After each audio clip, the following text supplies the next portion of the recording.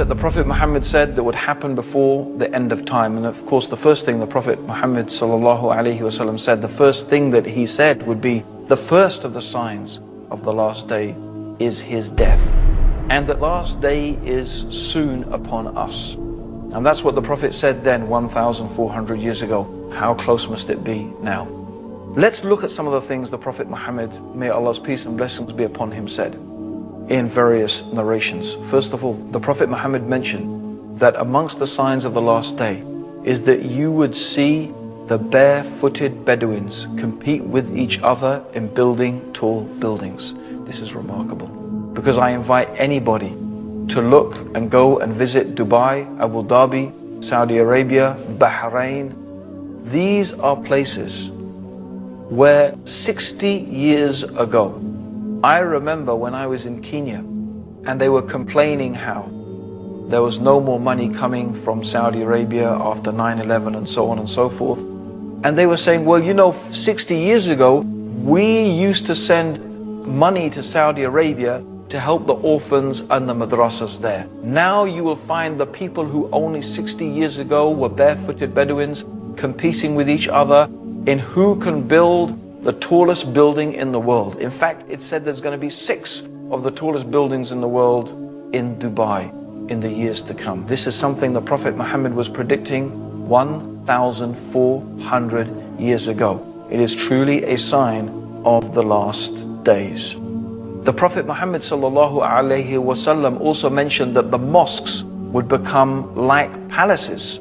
And this is the case even though the Prophet ﷺ ordered simplicity in the houses of Allah. The fact is that they have become more and more fantastic, and more money is being spent on these mosques with domes and floors and golden domes and floors and everything to match, with so much lavish chandeliers and carpets like palaces, as the Prophet ﷺ said would happen. Also, the Prophet mentioned that trustworthiness would disappear, so much so that a person would be able to say, I know a trustworthy person in such and such town. I ask you yourself if maybe that is not the case today. Also, the Prophet mentioned that there will be an increase in killing. The Prophet called it harj, to the extent that the one who is being killed and the one who is killing, they don't even know. The one who's being killed doesn't know why he's being killed. The one who is killing doesn't know why he's doing the killing. I think this is describing the condition of some cities today, where kids are shooting people. The person has no idea why he was shot. In fact, people are being shot merely just to prove themselves or for any type of madness that you can imagine. Not even to mention the massacres of so many people that is taking place due to terrorism, whether it is the terrorism of countries or the terrorism of organizations or individuals. We shouldn't really make a difference. It's all terror. When women and children and innocents get killed, it's terror by the hands of whoever it is. People do not know why they're killing or why they're being killed. To such an extent that it is unimaginable, just as the Prophet Muhammad predicted 1,400 years ago. Also, the Prophet mentioned that there would be the increase in the use of riba, which means usury, interest, credit cards, mortgages, things like that. In fact, to the extent that no one would be able to escape the dust of it. Everybody will be affected by it. And this is without doubt the truth of the world economy today. The whole world economy is affected and controlled by banks and the use of interest money. Even though in Islam it is totally prohibited, even though in Christianity, up until the 16th, 17th century, riba was forbidden in Christendom as well. But yet today, it is something that controls the world economy to the extent that no one can escape it, just as the Prophet Muhammad predicted 1,400 years ago. The Prophet also said that there will be an increase in literacy. In fact, so many people will be able to read and write, but actually knowledge will decrease. Isn't that a type of paradox?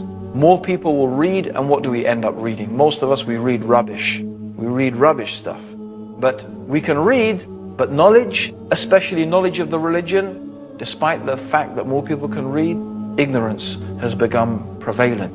And this is what the Prophet ﷺ said, that religious knowledge would decrease, not by the books disappearing, not by, knowledge being taken from the minds of the people. No, the knowledge in the sense of the books will be there, but the scholars, so that only ignorant people will remain. And people will ask them for religious verdicts, and they will give it, even though they are ignorant, and they will misguide themselves and misguide others.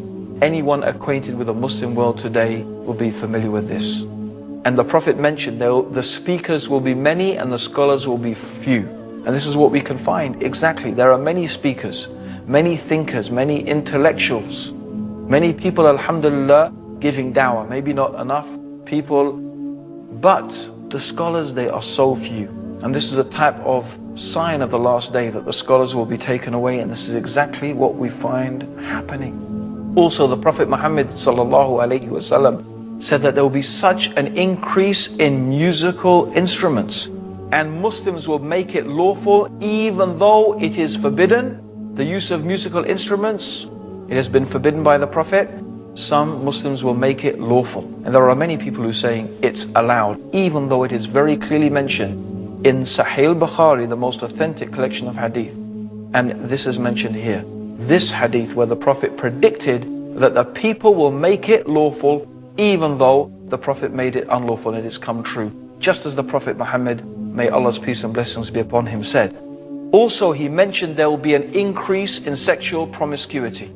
Even though Islam is a religion that teaches chastity, that a man and a woman should confine themselves to marriage, the Prophet said there will be an increase in sexual promiscuity.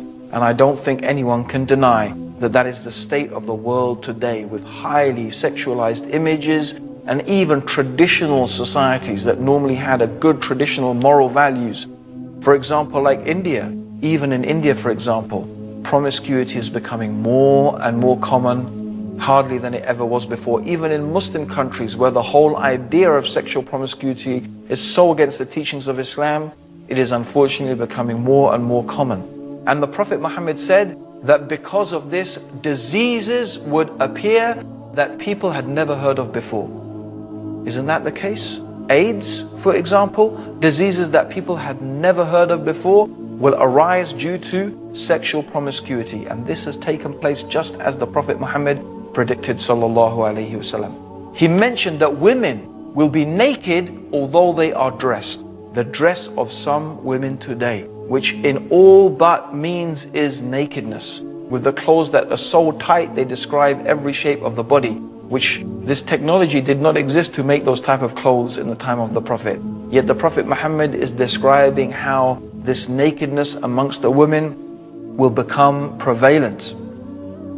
And also the Prophet mentioned that there will be shouting in the mosques, something that is prohibited in Islam, and it's something that I have witnessed myself. And also the Prophet said the worst and the most ignorant people will become the leaders. And really, I have to say, if we look at some of the world leaders today, even of some of the superpowers, it seems as if what the Prophet said about the worst and most ignorant people becoming leaders seems to have taken place, exactly as the Prophet Muhammad said.